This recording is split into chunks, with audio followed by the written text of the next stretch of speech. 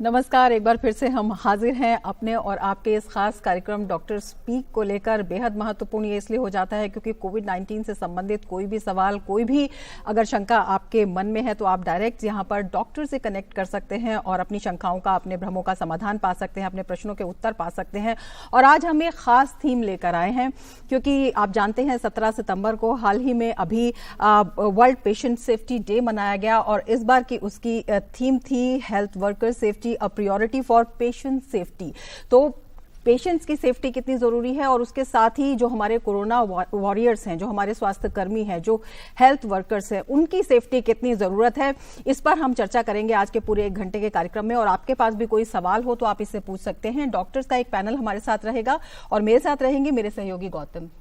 शुक्रिया Rama. Well, it is very, very clear that without the safety of health workers, patients cannot really be safe, and that's what the theme of World Health Safety Day was all about. It is an inextricable link that as long as health workers are not well taken care of, they get the best equipment, the best gear, especially in this phase where we have a pandemic going on which spreads like wildfire. It is very, very important that our health workers are well taken care of, and that's what our show today is focused on, Dr. Speak. But at the same time, if you have any queries, you have got the numbers that are there at the bottom of the screen. You can also check out either DD News India or DD India, in fact, and you can post your queries on the Facebook feed there as well for the live broadcast. Let's introduce our guests to you. Dr. Rajiv Garg is with us, DG Health Services on Zoom with us.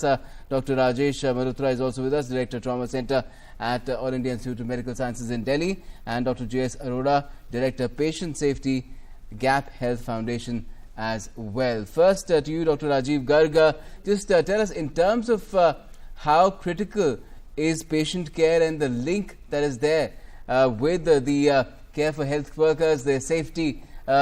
What do you think is the theme that will really let us know that we have to in fact ensure that our health workers are well taken care of, they're safe, and that is where the link has to be established?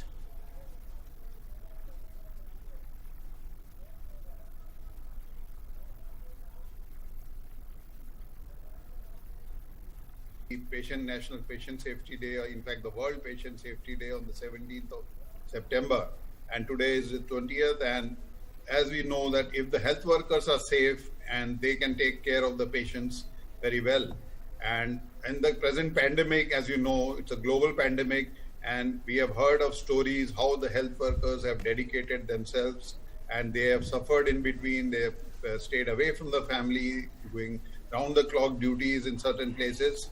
And this is how we should link that the safe health workers means safe patients. So that is the big link which can be formed. बिल्कुल। Doctor Rajesh, आपसे हम जानना चाहेंगे कि corona pandemic ने बहुत कुछ अब इस बार जो है सबको सिखाया है, पूरे समाज को, पूरे देश को, हर व्यक्ति को, कि किस तरह से सावधानी बरती जाए, किस तरह से आकस्मिकता के लिए तैयार रहा जाए। और जिस तरह से देश आगे बढ़ रहा है तो जो विभिन्न कदम हैं उनकी पुष्टि हो रही है, किस तरह से सकारात्मक दिशा में उठाए हुए हैं। लेकिन जो हेल्थ केयर वर्कर्स हैं उनका कितना महत्व है इस तरह की महामारी के समय, इस तरह की पैंडेमिक के समय? किस तरह से उनके कर्तव्यों के साथ साथ, उनकी ड्यूटीज के साथ साथ हम लोगों का कर्तव्य बनता है उनके प्रति कि किस तरह से उनकी सुरक्षा भी महत्वपूर्ण है, ये भी किस तरह से उजागर हुआ है? बिल्कुल सही कहा आपने। इसमें बहुत बड़ा रोल है हेल्थ केयर वर्कर्स का। पहली बात तो ये है कि हेल्थ केयर वर्कर कि अपनी अगर सेफ्टी होगी तभी वो काम कर पाएंगे। तो अगर वो बीमार होते चले जाएंगे तो हमारी जो वर्क फोर्स है, जो पैंडेमिक में हमें ज़्यादा से ज़्यादा चाहिए, वो धीरे धीरे क्षीण होती जाती है। तो सबसे पहली बात तो ये कि अगर पैंडेमिक के मैनेजमेंट की बात करें तो वो हेल्थ केयर वर्कर्स के भरोसे ही मैनेज हो सकता है। दूसरी बात ये है कि हेल्थ केयर वर्कर जो है वो जब अपने घर कभी भी जाते हैं तो अपने परिवार को, उनको हमेशा एक दिमाग में ये खतरा रहता है, डर रहता है, पैनिक रहता है कि ऐसा ना रहे कि हम अपने घर में ये फैला दें। और तीसरी बात ये है जो पेशेंट सेफ्टी की बात आज आप कह रहे हैं, तो हॉस्पिटल्स और जो हेल्थ केयर वर्कर है वो कुछ हद तक पैंडेमिक में जब तक पूरी अगर प्रिकॉशन नहीं ली जाए तो उसमें वर्सनिंग कर सकते हैं। तो अगर मेरी as a health care worker protection नहीं होगी तो मैं जब पेशेंट को भी देखूंगा हॉस्पिटल में तो जहां पेशेंट को मुझसे खतरा है और मुझे पेशेंट से खतरा है, ये 2 वे ट्रैफिक हो जाता है। तो सब बहुत ज़रूरी है ये दोनों के लिए, दोनों आपस में एक दूसरे से इंडिपेंडेंट नहीं है। पेशेंट सेफ्टी है तो हेल्थ केयर वर्कर सेफ्टी है और वाइस वर्सा। तो इसलिए ये बहुत ज़रूरी है कि हेल्थ केयर वर्कर की सेफ्टी का खूब ध्यान रखा जाए। We have a caller, in fact, joining us. Let's take the caller. Go ahead, ask your question. Hello, sir. Hello. जी संदीप, पूछ सकते हैं आप अपना सवाल। If I get corona, how long I have to stay in hospital? Why are you in hospital in the first place? Could you elaborate? Hello. आप ये बताएं कि आप अस्पताल में अभी हैं क्यों, क्या वजह है? नहीं है नहीं, घर पे हूँ मैं अभी। आपका सवाल क्या है? नहीं, अगर कोरोना अगर कितने दिन तक रहना पड़ता हॉस्पिटल में, वो पूछना था। Okay, Sandeep. Dr. J.S. Arora, would you like to take that question? He's asking if he gets coronavirus, the infection, if he gets infected, how long is a hospital stay required to be? Okay. First of all, I think more than 90% do not require at all even the critical care. 90% तो लोग घर में आराम से ठीक हो जाते हैं। मुश्किल से 5-7-10% लोगों को एडमिशन की पड़ती है और उसमें भी ज्यादातर सिर्फ ऑक्सीजन पे या थोड़ा एंटीबायोटिक एंटीवायरल लेना पड़ता है। तो जहां तक हॉस्पिटल स्टे की बात है वो डिपेंड करता है कि अगर आपको जो इन्फेक्शन है उसमें निमोनिया कितना डेवलप हो गया है। अगर आप टाइम पे जाते हैं तो यूजली पेशेंट जो है 5-7 दिन में रिकवर होकर ठीक हो सकता है। लेकिन अगर आप लेट स्टे में जाते हैं और उसमें निमोनिया सीवियर है या उसको वेंटिलेटर पे डालना पड़ जाए तो देन यू नेवर नो कितना टाइम लगेगा। लेकिन उनको डरने की आवश्यकता नहीं है। 90% से ज्यादा केस में एडमिशन की जरूरत ही नहीं होती और अगर वो जल्दी अगर अपने डॉक्टर कॉन्टेक्ट करते हैं तो बिल्कुल इवन अगर कोमोबिलिटी भी है और ओल्ड एज भी है तब भी आवश्यकता बहुत सी कम पड़ती है। बिल्कुल डॉक्टर अरोड़ा, बेहद महत्वपूर्ण बात आपने कही और संदीप को भी अपने सवाल का जवाब मिल गया। और गौतम, बहुत से जो लोग हैं उनमें इस बात की एक बड़ी उत्सुकता रहती है कि किस तरह से अगर कोई संक्रमण हो जाता है या फिर इस तरह का उन्हें आकस्मिकता का सामना करना पड़ जाता है तो हॉस्पिटल, कौन से हॉस्पिटल जाएं, किस तरह से जा सकते हैं, कितने दिन हॉस्पिटल में स्टे कर सकते हैं या फिर हॉस्पिटल में स्टे करना जरूरी है, होम आइसोलेशन भी है, वहां पर किस तरह से रह सकते हैं। तो तमाम इस तरह के सवाल पूछे जाते हैं। तो हम अपने दर्शकों से कहना चाहेंगे कि पेशेंट की सेफ्टी के लिए वो अपने सवाल यहाँ पर पूछ सकते हैं। हमारे साथ डॉक्टर्स का एक पूरा पैनल मौजूद है और इस बीच डॉक्टर गर्ग आपके पास आना चाहेंगे और आपसे जानना चाहेंगे कि जिस तरह से पेशेंट सेफ्टी डे इस बार मनाया जा रहा है उसकी थीम अपने आप में बहुत कुछ कहती है, कितना जरूरी है ये अवेयरनेस के लिए? हाँ, देखिए बहुत जरूरी है क्योंकि आप देखते हैं जैसे कि ये नई बीमारी जब आई तो इतना ज़्यादा लोगों में डर था और हमारे जो हेल्थ पर्सनल हैं उनको इनफैक्ट थोड़ा सा स्टिग्मा भी बेयर करना पड़ा। बहुत से जो है रेजिडेंट वेलफेयर एसोसिएशन ने कहा कि यहाँ पे डॉक्टर्स ये ड्यूटी कर रहे हैं, इनको ड्यूटी करने के लिए हमारी कॉलोनी में एंटर नहीं करने देंगे। तो ये बहुत सारे बेसिक एथिकल क्वेश्चंस आ गए। तो इसका बहुत जरूरी है कि ये एप्रीहेंशन और फियर्स को हम हटाएं क्योंकि जैसे कि डॉक्टर अरोड़ा ने कहा कि ये 90% 85 to 90% माइल्ड इलनेस होती है जो कि आप घर पे भी रह के और उसका डॉक्टर की सुपरविजन में दवाई ले सकते हैं और वो ठीक हो सकते हैं। जिनको थोड़ी ज़्यादा निमोनिया है या ज़्यादा हाई फीवर है उन ग्रेड के पेशेंट्स को हॉस्पिटल या किसी आइसोलेशन फैसिलिटी में भी जा सकते हैं। तो इसके लिए हमें ये अवेयरनेस जनरल पब्लिक के लिए बहुत आवश्यक है कि ये पेशेंट सेफ्टी और डॉक्टर्स की सेफ्टी के लिए हमें इन सब बातों का ध्यान रखना चाहिए। Definitely, if you look at the numbers, what the WHO has put out, that health workers represent less than 3% of the population in large majority of countries and less than 2% in almost all low and middle income countries.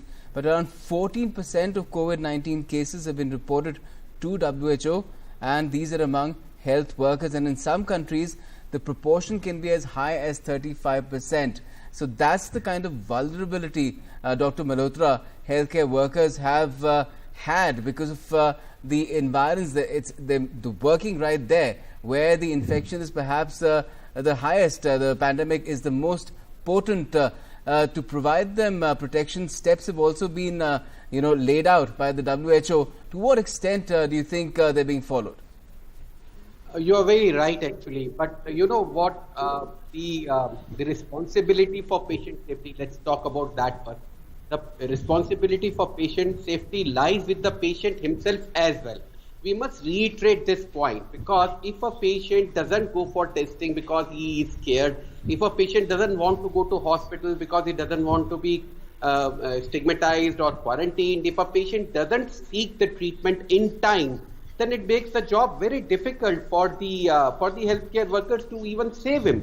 So that is where, even as a surgeon, I can tell you that the responsibility, that whether the site which is being operated on a patient, we often ask the patient to point out, okay, which leg do you think is going to be operated? Which leg do you have a problem? So he has to tell. So patient participation is a must. Second thing you said about the high incidence among the healthcare workers, that is obvious because they are exposed to very high viral load condition. But having said that, even in our wards, which is in an exclusive COVID hospital, where all patients are COVID positive, one would intuitively think, where is the need to wear a mask because the doctors are in PPE? But then we insist that every patient wears the mask, even in an exclusive COVID facility, because that will reduce the viral load in the environment. And if there is any unfortunate breach in the PPE of a healthcare worker, he'll be protected. So I think it's something which needs participation from all the stakeholders. बिल्कुल। Doctor Rajesh, आपसे जानना चाहेंगे, जिस तरह से जो health care workers हैं वो सीधा पेशेंट के संपर्क में होते हैं और संक्रमण का जो खतरा है वो सीधा उनको होता है, तो जिस तरह से सरकार ने भी लगातार कदम उठाए हैं उनकी सेफ्टी के लिए, जिस तरह से निर्देश जारी किए हैं, जिस तरह से लगातार उनके सम्मान के लिए भी सरकार ने कदम उठाए हैं, यही जानना चाहेंगे कि किस तरह के निर्देश और किस तरह की जो सावधानियां हैं उन्हें बरतने की आप सलाह देते हैं और किस तरह से ये SOPs हैं वो फॉलो की जा रही हैं। जी, सबसे ज्यादा मेरी समझ से जो जरूरी है वो ये है, एक तो PPE की क्वालिटीज एकदम बढ़िया होनी चाहिए, उसमें कोई कंप्रोमाइज नहीं हो सकता।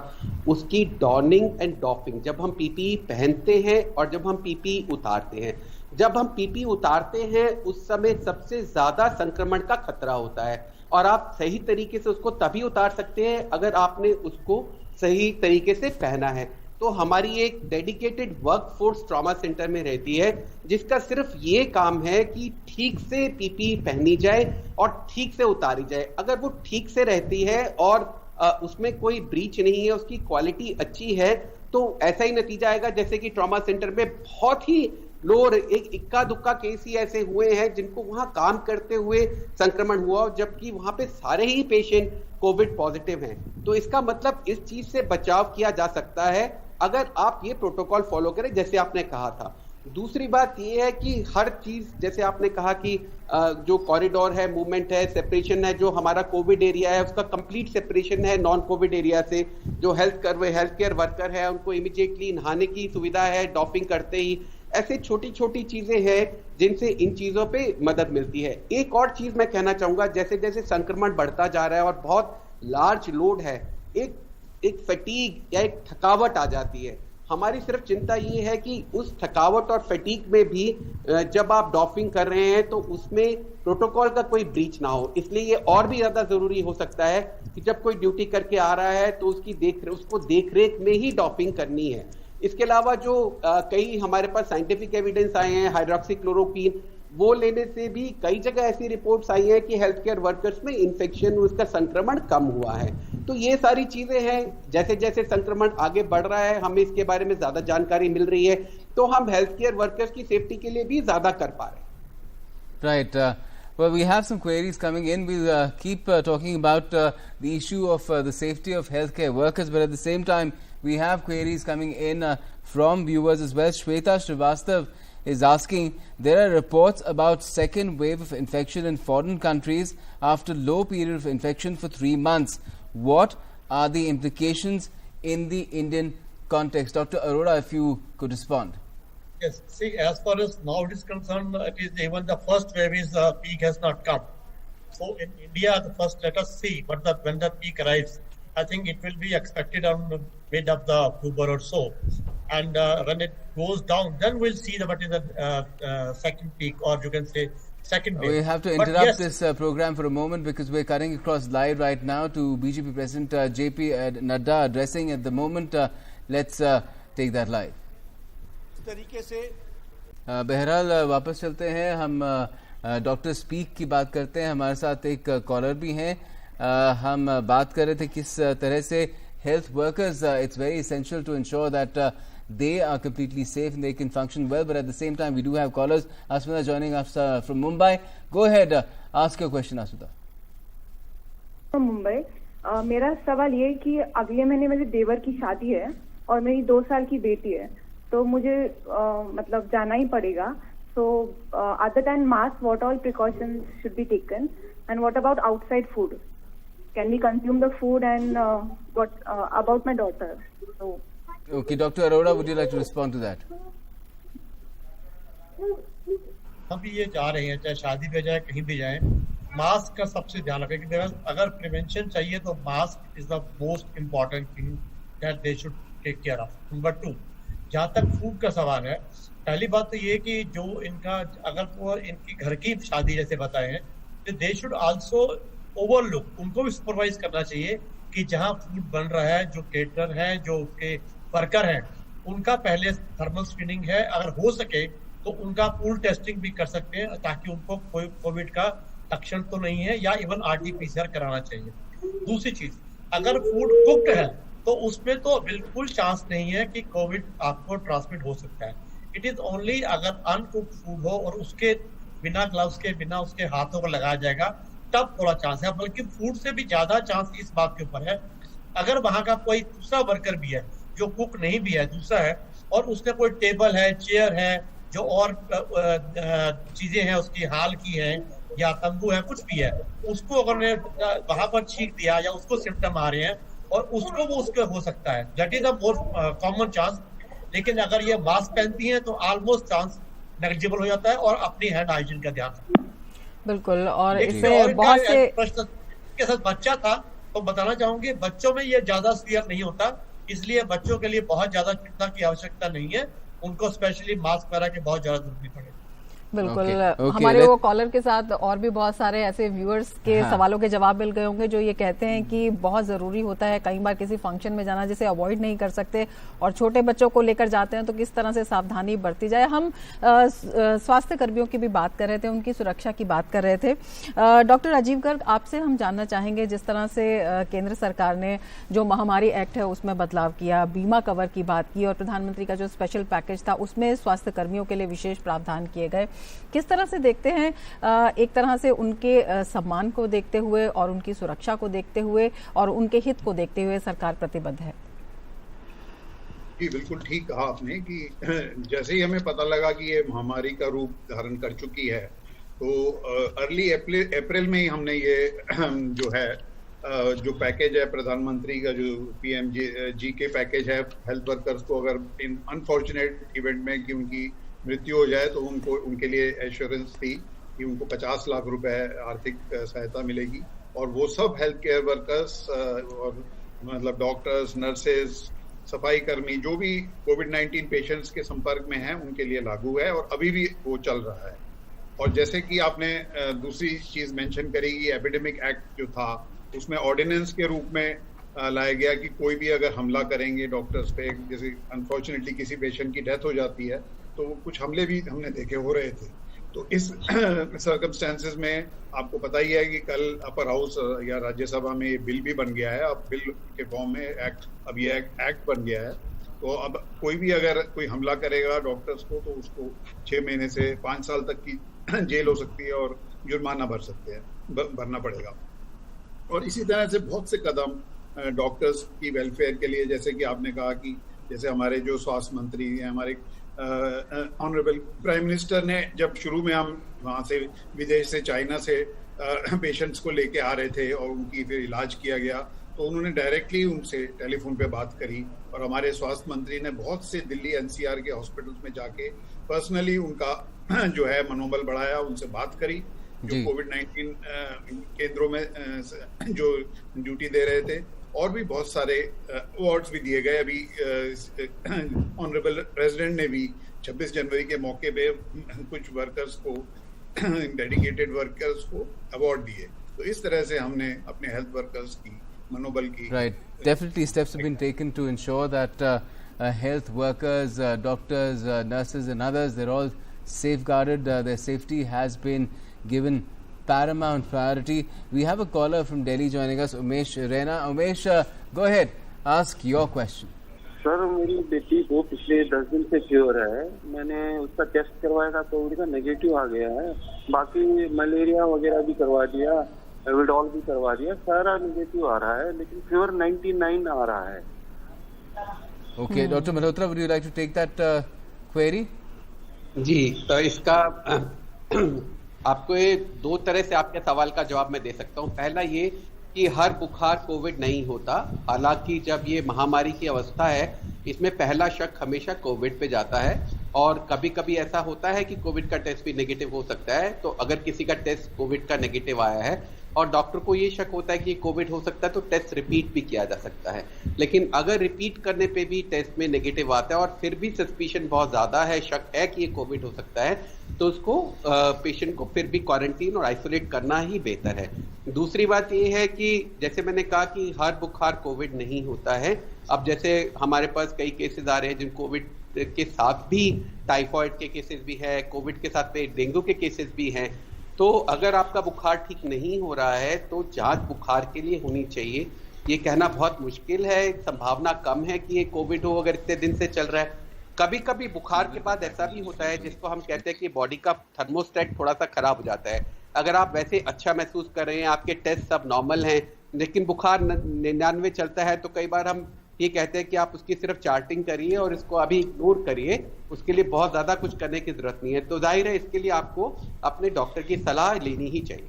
हाँ डॉक्टर मल्होत्रा, बेहद अहम बात आपने कही है कि हर फीवर जो है वो कोविड से रिलेटेड नहीं होता है, और इसी से संबंधित सवाल हमारे एक व्यूअर ने किया है। मीनल कोहली कहती हैं कि what is pattern of fever in covid and how it is different from common viral fever.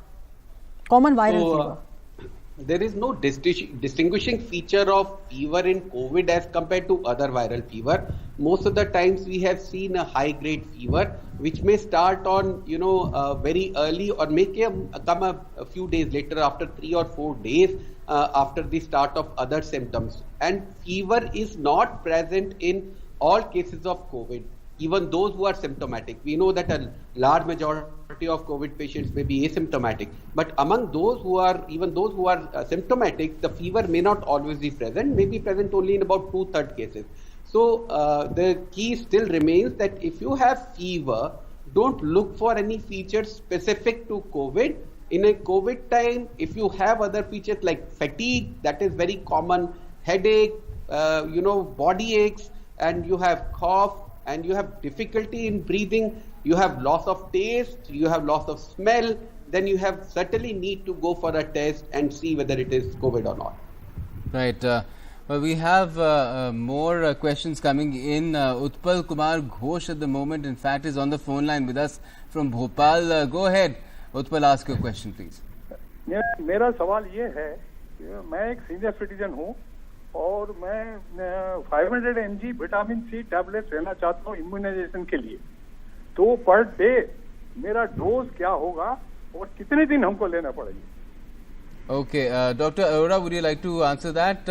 He wants to take vitamin C, so he's wondering how much should he take each day to ensure that his immune system is strong. He's a doctor, he's a politician or some general public? He's hung up. Okay. See, if he is a healthcare professional, then there is a government of India guidelines, Ministry of Health, then they should take hydroxychloroquine. Otherwise, for normal person, vitamin C 500 milligram or even twice a day, because vitamin C is quite safe vitamin. It cannot be overdose is not there. So it can take either once daily or twice daily, doesn't matter. The best thing he should take is zinc is very good for immunity. So zinc B complex combination and vitamin C, that is good. Otherwise, as per Ayush, अगर उसमें जैसे बताया काढ़ा बताया गया, तुलसी है और हल्दी है, इस तरह की चीजें अगर ली जाए तो वो भी इम्यूनिटी को इम्प्रूव करती है। और अगर कोई विटामिन सी इस तरह से ले रहे हो डॉक्टर साहब, then for how many days to what kind of stretch does one take it? आप महीना 2 महीने भी लेते हैं, कोई दिक्कत नहीं, विटामिन सी में कोई प्रॉब्लम नहीं। बिल्कुल, और लगातार जो व्यूअर्स हैं वो सवाल पूछ रहे हैं। एक और सवाल आया है हमारे पास, इंद्र राज गुप्ता फेसबुक पर हमसे सवाल पूछ रहे हैं। वो कह रहे हैं कि क्या कोविड फूड के जरिए भी, खाने के जरिए भी फैल सकता है? डॉक्टर गर्ग, क्या कोविड का प्रसार खाने के जरिए भी हो सकता है? नहीं, अगर खाने के जरिए तभी हो सकता है कि अगर जो आपने खाना परोस रहा है या बना रहा है, अगर वो उसको कोविड है और उसको छींक आने से, खांसी आने से उसके ड्रॉपलेट उसके ऊपर जाते हैं तो हो सकता है, वैसे नहीं हो सकता। और लेकिन अगर उस खाने को दोबारा गर्म किया जाता है और हीट कर लेते हैं तो उसमें तो बिल्कुल भी चांस नहीं रहता। और इसमें बेहद सावधानी बरतनी चाहिए कि जो बाहर से खाना ऑर्डर किया जाता है उसको लेकर बहुत सारे सवाल आते हैं कि किस तरह की सावधानी उसमें बरती जाए, क्योंकि आपको नहीं पता होता है वो पैकेज्ड फूड होता है कि किस तरह से तैयार किया गया है या किसने वो तैयार किया है, वो आदमी संक्रमित है या नहीं है। तो ऐसे में, और कई बार ये होता है कि अपरिहार्य होता है खाना मंगाना, कई बार नहीं इस तरह की सुविधाएं उपलब्ध होती हैं कि घर का खाना या कैंटीन में खाना आप खा सके, तो उस समय क्या सावधानी रखनी चाहिए या बिल्कुल अवॉइड करना चाहिए? जी, खाने को हम 2 हिस्सों में बांट सकते हैं। एक खाना वो है जो हमें इमीडिएटली नहीं खाना है, जैसे आपका ब्रेड है, रस है, बिस्किट्स है, ये इमीडिएटली नहीं खाना। उसमें तो ये है कि अगर आपको जो खाना ब्रेड लिया है या और कोई बिस्किट्स पैकेट है, अगर वो अपने बाहर के जो एरिया है वहां रख देते हैं और 3-4-6 घंटे के लिए या 1 दिन के लिए नेक्स्ट डे यूज कर लेते हैं तो उसमें कोई इन्फेक्शन की चांस नहीं है, और 72 आवर्स के बाद तो बिल्कुल भी नहीं है। लेकिन अगर फ्रेश फूड है, फ्रेश फूड में 2 तरह का है। अगर वो सपोज हीट किया जाता है, जैसे लोग बर्गर, पिज्जा, दाल, रोटी मंगाते हैं, तो उसमें जो है कि ओवन में दोबारा गर्म कर लें तो बिल्कुल चांस नहीं है। अब कई बार वो सोचते हैं कि जिससे हम ले रहे हैं उसको इन्फेक्शन तो नहीं है या उसके डब्बे पे इन्फेक्शन तो नहीं है। पहली बात तो ये कि जिससे आप ले रहे हैं, अगर उसके आवाज आपका कॉन्टेक्ट मुश्किल से 1-2 मिनट का होता है, आपका कॉन्टेक्ट 5 मिनट से ज्यादा है, तो कोई चांस नहीं है कि आपको उससे इन्फेक्शन होगा। हाँ, उसने मास्क पहना होना चाहिए, आपने मास्क पहना होना चाहिए। दूसरा ये कि उसका जो कवर है, जैसे आपने बर्गर, पिज्जा खुआया, अगर फिर भी आपको डर लगता है तो उसका जो कवर है वो डस्टबिन में बाहर ही फेंक दीजिए और खाना जो है दूसरा आदमी अंदर ले आए और उसको गर्म कर लीजिए। तो बहुत ज्यादा इसमें डरने की बात नहीं है। मैं इसको कोविड के लिए स्पेशल दोबारा कहना चाहूंगा, सबसे ज्यादा इंपॉर्टेंट है मास्क। अगर आपने मास्क पहना है, दूसरे ने मास्क पहना है, तो आपने ये समझ लीजिए कि 80-90% कवर तो आपने वही कर लिया। और सेकंड नंबर पे आता है आपका हैंड हाइजीन और सोशल डिस्टेंस, और इसके बाद आता है कॉन्टेक्ट टाइम। अगर ये 4 चीजें आप ध्यान रखते हैं, आपको 99% कोविड का इन्फेक्शन नहीं होगा। Right, understood. और भी सवाल आ रहे हैं। We have more questions. Raj Kakar in fact is asking, COVID antigen test is positive but RT-PCR test is negative and both the tests were done at the same time. Please inform if it is corona positive or not. Dr. Garg, आप इस पे क्या कहना चाहेंगे? मैं एक बार repeat करेंगे कि रैपिड एंटीजन टेस्ट पॉजिटिव है और RT-PCR नेगेटिव है। जहां तक मैं समझ पा रहा हूँ कि इनका सवाल ये है कि the antigen test was negative and the was positive and the RT-PCR was negative. No, it's yes. RT-PCR was negative and antigen was positive at the same time. जी. तो एक्चुअली जो गोल्ड स्टैंडर्ड टेस्ट तो RT-PCR test है जी। और अगर दोनों एक बार में करे गए हैं तो एक ही मतलब बार में स्वाब लिया गया है, तो इसका मतलब RT-PCR पे ही हम डिपेंडेंट रहेंगे और वो नेगेटिव है तो मतलब पेशेंट को कोविड नहीं है। बिल्कुल तो ये भी सवाल कई बार पूछा जाता है और इसके बारे में जो व्यूअर ने पूछा है उन्हें जवाब मिल गया होगा। और बेहद महत्वपूर्ण पेशेंट के साथ, रोगी के साथ या अन्य लोग हैं उनके साथ ज़रूरी हो जाता है जो स्वास्थ्य कर्मी हैं, जो सुरक्षा कर्मी हैं, जो हेल्थ वर्कर्स हैं, उनकी सेफ्टी भी किस तरह से की जाए और किस तरह से उनके लिए कदम उठाए जाएँ। सरकार ने इसके लिए काफ़ी कदम उठाए हैं और कई तरह की घोषणाएँ भी की हैं, लेकिन व्यावहारिक रूप में किस तरह से इस पर ध्यान दिया जा रहा है, किस तरह से पालन किया किया जा रहा है वो चिकित्सक बेहतर बता सकते हैं। तो डॉक्टर गर्ग, आप बात कर रहे थे और आपने विस्तार से बताया भी था जो महामारी एक्ट में बदलाव किया गया या जो बीमा कवर की बात थी वो दी गई, लेकिन सेफ्टी से रिलेटेड भी सरकार ने कई घोषणाएं की थी, पीपीई किट से लेकर या अन्य जो इक्विपमेंट्स होते हैं उनसे लेकर। तो किस तरह से इसको सुनिश्चित किया जा रहा है और कितना उससे जो स्वास्थ्य कर्मी हैं वो लाभ उठा पा रहे हैं, कितना फायदा उन्हें हुआ है? जी बिल्कुल ठीक। देखिए, जो डॉक्टर्स की सेफ्टी है इसके 4 पिलर मेरे हिसाब से होते हैं। तो इसके लिए सरकार ने बहुत से एडवाइजरीज और गाइडलाइंस तय करी थी और वो सब हेल्थ मिनिस्टर्स को, हेल्थ सेक्रेटरीज को पूरे स्टेट्स, पूरे इंडिया में भेजी थी। सबसे पहला पिलर है इसमें कि एडिक्वेट ट्राइजिंग और प्रॉपर फिजिकल सेपरेशन। जैसे कि पेशेंट्स आता है किसी भी हेल्थ फैसिलिटी में, तो उसमें जो फीवर वाले पेशेंट्स हैं और जिनको खांसी या फीवर है उनको अलग किया गया प्रॉपरली, और उनके लिए अलग बैठने की फैसिलिटी, जिससे कि आपस में एक तो मिले ना, डॉक्टर्स भी थोड़ा दूर से ही उनको बात करें। इसमें टेलीमेडिसिन भी हमने इंट्रोड्यूस करी है कि हर एक को अस्पताल जाने की जरूरत नहीं है। माइनर एलिमेंट्स है तो आप फोन पे या टेलीमेडिसिन के द्वारा हॉस्पिटल को कांटेक्ट कर सकते हैं। उसके बाद ये था कि जो संक्रमित रोगों के लिए जो रोकथाम की एक अरेंजमेंट होता है which is known as infection prevention and control practices, ये बहुत बढ़िया तरीके से डिफाइन होनी चाहिए हर एक हॉस्पिटल में। इसके लिए एक स्पेशल कमेटी बननी चाहिए, उसके नोडल ऑफिसर होने चाहिए, क्योंकि किसी भी डॉक्टर की तबीयत खराब होती है या उसको कोई सिम्टम होता है तो वो इमीडिएटली इस कमेटी में जाएगा और उनको फिर उनका टेस्ट होगा और बिल्कुल रैपिड टेस्ट करके इमीडिएटली बता दिया जाएगा कि ये डॉक्टर या कोई भी हेल्थ पर्सनल ड्यूटी पे रहें या घर जाके रेस्ट करें।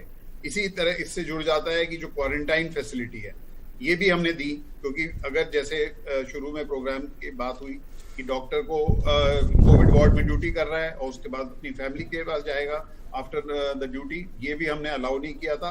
उनको होटल या और एकोमोडेशन दी गई थी जिससे कि वो ड्यूटी करते रहें और वहीं पे रेस्ट करें, और जब उनकी ड्यूटी 15 दिन खत्म हो जाए तो हर 1 वीक के लिए उनको फिर भी क्वारंटाइन में रखा जाता था, जिसको हम पैसिव क्वारंटाइन कहते हैं। राइट। और इस तरह और भी कदम थे। एक थर्ड पिलर था कि जो शुरू में बात हुई, जो पर्सनल प्रोटेक्टिव इक्विपमेंट है या पीपीईज हैं, जैसे मास्क हैं और फेस शील्ड्स हैं और जो कवरऑल्स हैं, जो कि जब ड्यूटी करते हुए जरूरत पड़ती है तो उसका प्रोडक्शन सरकार ने, जो शुरू में बिल्कुल अवेलेबल नहीं थे, बाहर से आते थे, तो जगह जगह हमने टेक्सटाइल मिनिस्ट्री के थ्रू, फार्मास्यूटिकल मिनिस्ट्री के थ्रू इसका प्रोडक्शन बढ़वाया। जी, अब तो हम एक्सपोर्ट कर रहे हैं मेरे ख्याल से। अब तो एक्सपोर्ट की हमने परमिशन। इसके साथ ही doctor Garg, the other aspect that the WHO has been talking about is ensuring that even the mental health and psychological well-being is looked after as far as healthcare workers are concerned. What steps have been taken with regard to that? Absolutely right. I think there was a lot of fear and there was a demoralization and apprehension during this pandemic. So for that, the same nodal officers were told to look after the the psychological aspects. They can take counseling. There were counselors provided initially when these flights were brought from. There were these young students who had come from Italy, from China, and they were put in the quarantine facilities. So they were having, because in isolation there are other problems which start. So we were taking care by giving them psychotherapy. Psychotherapists were posted there. Similarly, most of the hospitals have psychotherapy, departments. So they were able to join. Plus, there is always a helpline number which is there, and the National Institute of Mental Health and Neurological Diseases, Bangalore, was the focal point. They have made many videos, many talks have been given to boost the morale of the health workers. बिल्कुल बेहद महत्वपूर्ण आपने बात कही है कि जिस तरह से संक्रमण का खतरा, उसका डर और जिस तरह से मोराल पर असर जो है वो स्वास्थ्य कर्मियों के ऊपर पड़ता है, उसको बूस्टअप करने के लिए जो है बहुत ज़रूरी कदम उठाए जाने चाहिए और बहुत से कदम उठाए भी गए सरकार ने। जैसे एक दिन पूरा दिन जो कोरोना वॉरियर्स है उनके लिए समर्पित किया था। स्वास्थ्य कर्मियों के लिए विशेष जो नियम है वो लाए गए थे। बीमा कवर की हम बात कर रहे हैं जिसके अंतर्गत केवल चिकित्सक ही नहीं है, उसके अंदर जो चिकित्सा सहायक हैं, साफ सफाई कर्मी हैं, जो भी लोग इस क्षेत्र से जुड़े हैं वो इसमें है। तो वो कितनी सुरक्षा प्रदान कर रहा है, उसके साथ ही ये भी बेहद महत्वपूर्ण हो जाता है कि किस तरह से इसको इम्प्लीमेंट किया जा रहा है। डॉक्टर अरोरा, आपसे जानना चाहेंगे। देखो ऐसा है कि जैसे आपने बताया कि हेल्थ वर्कर में सिर्फ डॉक्टर्स नहीं आते, डॉक्टर्स हैं, नर्सेस हैं, लैब टेक्नीशियंस हैं, फार्मासिस्ट हैं, सफाई कर्मी हैं, सब आते हैं। मैं इसमें एक चीज और आप थोड़ा सा बताना चाहूंगा कि इस जो हेल्थ के प्रोफेशन में अगर हम डॉक्टर्स की बात करें तो मोर्टेलिटी रेट भी बहुत काफी हाई आया है। आप ये देखो कि अगर गवर्नमेंट में 8% और प्राइवेट में 15% है। गवर्नमेंट जैसे डॉक्टर ने बताया, डॉक्टर गर्ग ने, कि वहाँ तो पीपी किट है, पूरा नोडल ऑफिसर है, एवरीथिंग चेकअप होती है। प्राइवेट में सुविधा नहीं है, तो उस कारण से प्राइवेट वालों को इसका ज्यादा खतरा होता है। और दूसरा क्या होता है कि जो पेशेंट है पहले एक जीपी को कांटेक्ट करता है, तो जीपी के जब कांटेक्ट आता है तो उसके पास उसका ना तो कोविड-19 का टेस्ट होता है और ना वो बताता है कि मुझे क्या सिम्टम है, क्या है। तो फर्स्ट कांटेक्ट जो है जीपी के पास आता है और जीपी को ही सबसे ज्यादा खतरा रहता है कि वो उसको इन्फेक्शन ले सकता है, दे सकता है। तो ये मेरा एक पेशेंट के साथ से एक गुजारिश है कि अगर वो पेशेंट को किसी को सिम्टम होता है तो एक तो वो अगर उसको जब टेस्टिंग के लिए कहा जाता है तो पेशेंट और उसकी फैमिली बहुत रिलक्टेंट होती है, वो टेस्ट कराना नहीं चाहते। तो वो कहते हैं कि डॉक्टर साहब 2 दिन 3 दिन दवाई दीजिए, फिर उसको ठीक हुआ तब उसकी बात करेंगे। तो एक तो पेशेंट को जल्दी अर्ली टेस्टिंग करानी चाहिए और अगर उसको टेस्टिंग पॉजिटिव आता है तो उसको खुद सेल्फ आइसोलेशन में या क्वारंटाइन में जाना चाहिए। इससे हम जो है जो हेल्थ केयर प्रोफेशनल्स हैं उनमें काफी हद तक जो है इसको रिस्क को कम कर सकते हैं। Definitely, ये बेहद ज़रूरी हो जाता है, extremely essential. We've got a few minutes left in the show now. Let's get back to some of the questions that our viewers are asking. Mahesh Arora is saying that he's a senior citizen and he wants to know whether he can do yoga in the park on his mat. Dr. Malhotra, would you like to respond to that? So, yes, he can, provided he maintains social distance. We have already discussed, Dr. Garg has said that if you are close to somebody without mask and the contact time is more than 5 minutes, then you are at a risk. But I still think that if we, as the senior people are used to, it's very important for them to remain physically and mentally healthy. I know they feel incarcerated within the house, so I think it can be a good therapeutic for them mentally as well as physically. They should go, but they should go at a time, early morning, which is not difficult for them. Do it in a part where there's nobody, it's not floating out in air. So if they go and exercise alone in a unoccupied corner of the park, there is no problem. But then avoid meeting people, talking to them, and wearing the mask down. I'll quickly tell, there was a question about the party, wedding, and eating. Yes. I think the only way eating causes COVID is when you eat together, because when you eat, your masks are down, and I'm afraid that's something contributing to infection in processions, weddings, in offices, where people drink tea together, they eat together, because for that their mask will have to be down. So if you are with somebody whom you must offer tea, either you don't take it, or if more than one person is taking tea, only one mask should be down at a time. Because when you are eating with your mask down and you are talking, I think that's how the food causes infection as far as I am concerned. बिल्कुल, ये भी काफ़ी एक important point जो है उसे कहा जा सकता है। और जिस तरह से मानसिक स्वास्थ्य की बात कर रहे हैं, तो पेशेंट के साथ साथ जो चिकित्सक हैं या फिर जो स्वास्थ्य कर्मी हैं, उनका भी मानसिक स्वास्थ्य जो है वो बरकरार रहे और वो मजबूत रहे और विल पावर जो है वो उनकी स्ट्रांग रहे, जो डेडिकेशन को बढ़ाता रहता है। उसके लिए जानना चाहेंगे आपसे डॉक्टर गर्ग, किस तरह से, क्योंकि बहुत बिजी शेड्यूल उनका होता है, जिस तरह से या केसेस की रफ्तार हो या उनके ड्यूटी आवर्स हैं, तो उसके बीच में किस तरह से इस तरह की प्रबंध की गई है, या कि वो किसी थेरेपी को फॉलो करें या वो अपने मानसिक स्वास्थ्य को जो है सुदृढ़ रख सकें? हाँ, जैसे कि मैंने पहले बताया, इसके लिए हेल्पलाइन तो थी, बट हमने ये देखा गया कि सभी हॉस्पिटल्स में जो कि उनके सुपरिटेंडेंट्स थे, उन्होंने एक इस तरह का माहौल बनाया था कि 1 घंटा रोज मॉर्निंग में वो सबके साथ एक ऑनलाइन मीटिंग करते थे, जितने भी HODs थे, जो भी मेंटल प्रॉब्लम्स किसी डॉक्टर्स की या हेल्थ वर्कर्स की, उनके बारे में डिस्कशन होता था। Because discussion is the best alternative. आपको आइसोलेशन में नहीं रहना है। अपनी जो प्रॉब्लम्स हैं या आपको कोई फेयर्स हैं या किसी तरह की आपको मोरल डाउन है, तो उसके लिए ये मोरल बूस्टिंग इफेक्ट होता था।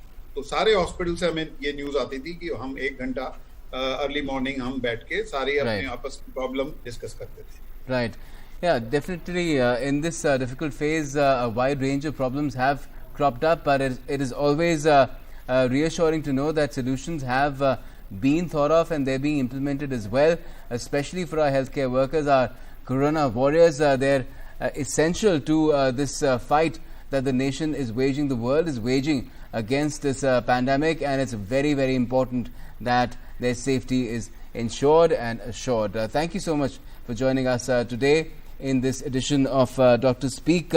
To all of you doctors, corona warriors, and I'm afraid we couldn't take more questions. We did have some breaking news coming in as well in the middle, but this is a daily show. You can tune in every day at the same time at 2 o'clock in the afternoon, and we'll be right here along with experts to answer your questions. Thank you. बिल्कुल, हम अपने doctors का शुक्रिया अदा करना चाहेंगे और दर्शकों से कहना चाहेंगे कि लगातार आप ये शो देखते रहिए और आपकी जो क्वेरीज हैं, जो प्रश्न हैं, उनका एक ऑथेंटिक व्यवहारिक समाधान आप यहाँ से पा सकते हैं। और किसी भी भ्रम में ना रहें, किसी भी अफवाह में ना रहें, सिर्फ जो विश्वसनीय जानकारी है उस पर विश्वास करें। किसी भी तरह की अगर समस्या आती है तो चिकित्सक की सलाह जरूर लें। और जो कोरोना वॉरियर्स हैं, जो चिकित्सक हैं, जो स्वास्थ्य कर्मी हैं, जिस तरह का एक समर्पण उनकी सेवा में देखने को मिला है संक्रमण काल में, अपनी जान की बाजी लगाकर वो जो पेशेंट्स हैं उनकी सेवा कर रहे हैं, उनके लिए श्रद्धा और स्नेह जरूर रखें और उसके लिए तमाम दिशा निर्देशों का पालन करते रहें। डीडी न्यूज लगातार देखते रहें। इसके साथ ही दीजिए इजाजत। नमस्कार।